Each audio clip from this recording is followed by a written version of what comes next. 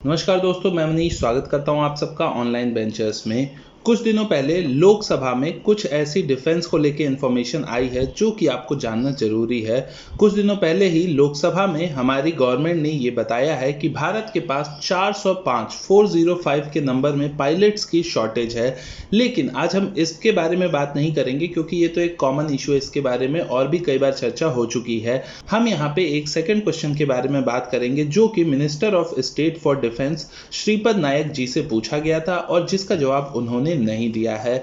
उनसे जब पूछा गया था कि क्या हम चीन के हाइपरसोनिक व्हीकल को काउंटर कर सकते हैं या फिर भारत के पास उसके रिप्लाई में कौन सी चीज है, तो उन्होंने इसका जवाब नहीं दिया और इस क्वेश्चन को काटते हुए उन्होंने कहा था कि ये जो इंफॉर्मेशन है ये काफी सेंसिटिव है और क्लासिफाइड है, तो इसलिए उन्होंने ये बात नहीं बताई।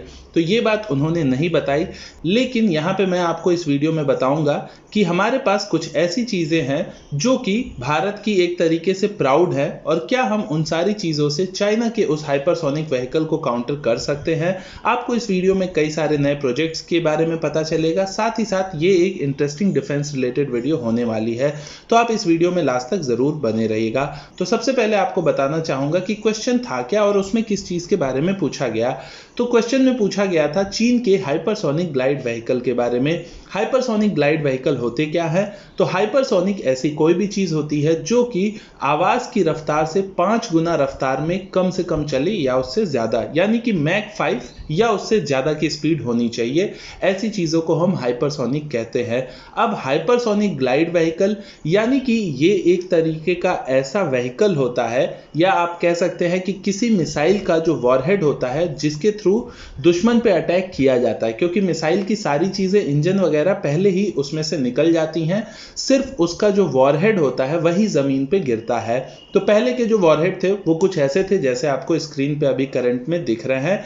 ये एक ट्रेजेक्टरी फॉर्म में जमीन पे गिरते थे, तो इनका जो रास्ता होता है वो काफी हद तक प्रेडिक्टेबल होता है, तो इनको इंटरसेप्ट कर पाना इजी होता है। लेकिन जो ग्लाइड व्हीकल होता है इसकी बनावट आप देख सकते हैं बिल्कुल अलग होती है किसी नॉर्मल वॉरहेड से, और ये जमीन पे जब आता है तो उस समय ये ग्लाइड करते हुए आता है, यानी कि अपना जो रास्ता है ये थोड़ा बहुत चेंज करते हुए आता है, जिसकी वजह से इसे पकड़ पाना काफी ज्यादा मुश्किल होता है। इसीलिए इनका इंटरसेप्शन भी नहीं हो पाता है, या कहिए बहुत मुश्किल होता है इन्हें इंटरसेप्ट करना। तो इन्हें कौन सी चीज इंटरसेप्ट कर सकती है, क्या भारत के पास वो चीज है? तो देखिए, हाइपरसोनिक ग्लाइड व्हीकल जैसा मैंने बताया कि ग्लाइड करते हुए आती है, यानी अपना रास्ता बदलती है। सेम उसी तरीके से अगर आप किसी फाइटर जेट को देखते हैं तो एक फाइटर जेट भी अपना रास्ता बहुत ज्यादा अच्छे से बदल सकता है। एक ग्लाइड व्हीकल की तुलना में अगर आप बात करते हैं तो उनसे 100 गुना ज्यादा अच्छे तरीके से एक फाइटर जेट अपना रास्ता बदल सकता है। और आज के समय में भारत के पास ऐसी कई सारी मिसाइल्स हैं जिसके थ्रू भारत किसी भी फाइटर जेट को मार के गिरा सके। लेकिन ये चीज इतनी इजी है नहीं जितनी दिख रही है, क्योंकि किसी फाइटर जेट को मारना और किसी मिसाइल के वॉरहेड को मारने में बहुत बड़ा डिफरेंस होता है। क्योंकि किसी फाइटर जेट की जो स्पीड होती है वो मैक्सिमम मैक 2 तक की ही होती है, आप एक अंदाजा लगा सकते हैं, और आपकी जितनी भी मिसाइलें होती हैं वो सारी इससे ज्यादा की स्पीड में चलती हैं। तो आप किसी फाइटर जेट को ज्यादा मैन्यूवरिंग यानी कि ज्यादा तेजी से वो रास्ता बदले फिर भी आप उसे मार सकते हैं, क्योंकि उसकी स्पीड कम होती है। लेकिन वहीं जब एक मिसाइल का वॉरहेड आपको स्पेस से नीचे की ओर आता है तो उसकी स्पीड मैक 15 से मैक 20 के बीच में कहीं होती है, यानी कि आवाज से 15 से 20 गुना तेज। एक अंदाजे से आप समझ सकते हैं, अगर आवाज से 15 गुना तेज के हिसाब से हम समझते हैं तो 1 मिनट में ऐसी मिसाइल 308 किलोमीटर दूर जा सकती है। अगर किसी चीज की रफ्तार मैक 15 है तो 1 मिनट में 308 किलोमीटर। तो इस केस में क्या होता है, आपके पास वक्त ही नहीं होता है अपने एयर डिफेंस सिस्टम के यूज करने का। यहां पे सबसे बड़ा इशू यही आता है।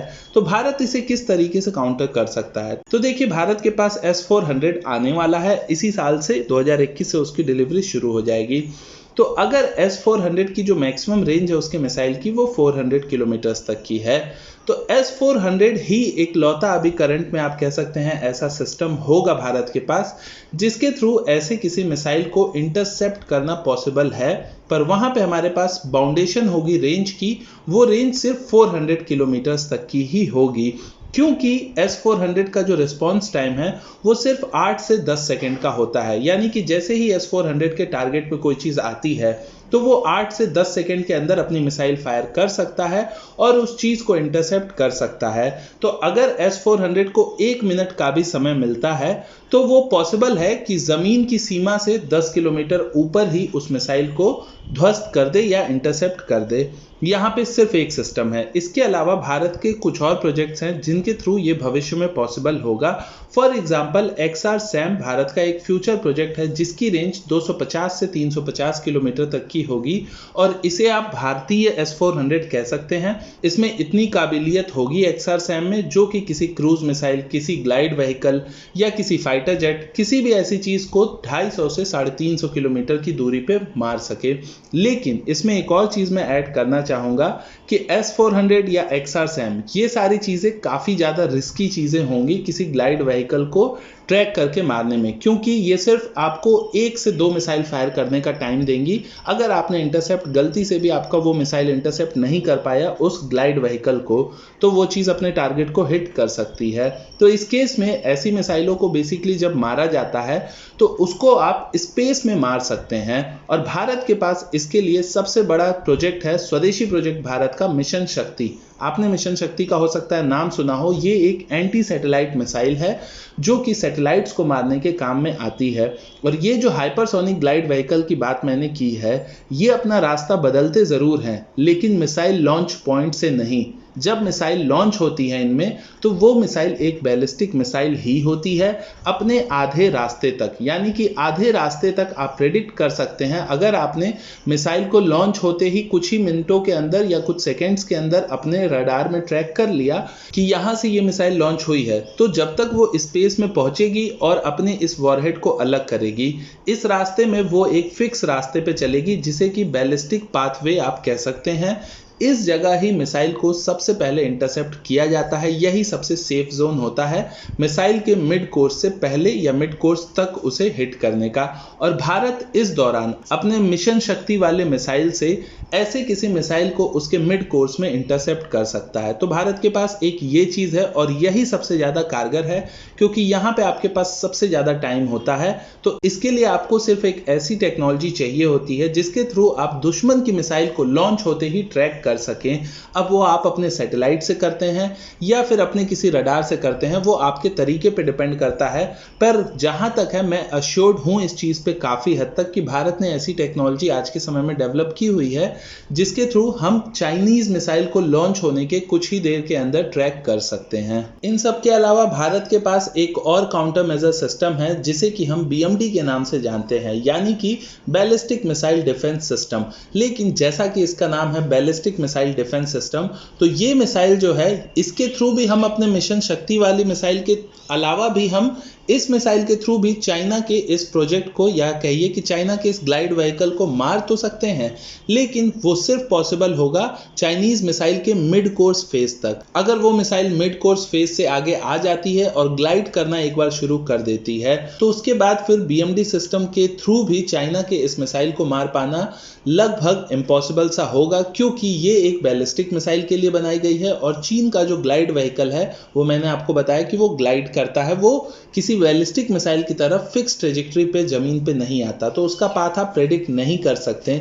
तो BMD के थ्रू भी या फिर मिशन शक्ति के थ्रू, इन दोनों के थ्रू आप चीन की मिसाइल को तभी मार सकते हैं जब वो अपने लॉन्च से मिड कोर्स पॉइंट के बीच में हो। उसके बीच में आप इन दोनों ही मिसाइल से चाइना के उस मिसाइल को इंटरसेप्ट कर सकते हैं। इसके अलावा मैं आपको ये भी बताना चाहूंगा कि हाइपरसोनिक ग्लाइड व्हीकल आज के समय में सिर्फ चीन और रशिया के पास हैं, अमेरिका के भी पास ये चीज नहीं है।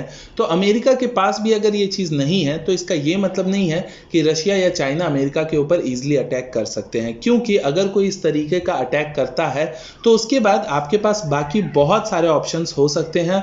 फॉर एग्जांपल मैंने आपको बताया कि आप ब्रह्मोस का, अग्नि का या फिर सूर्या जैसे किसी मिसाइल का भी उपयोग कर सकते हैं। तो इस वीडियो में आपको ये जानने को मिला कि चीन का जो हाइपरसोनिक ग्लाइड व्हीकल है उसके जवाब में भारत के पास क्या क्या चीजें हैं, भारत किस तरीके से उसके रिप्लाई को दे सकता है। उम्मीद करता हूं आपको ये ये वीडियो इंटरेस्टिंग लगा हो। हालांकि हमारा ये वीडियो हमारे स्पेकुलेशंस पर ही आधारित है, लेकिन फिर भी मैं उम्मीद करता हूं कि आपने बहुत सारी डिफेंस इंडस्ट्री के बारे में नई चीज़ जानी होगी आज। मैं मनीष, मिलता हूं आपसे अगले वीडियो में। तब तक के लिए नमस्कार, जय हिंद।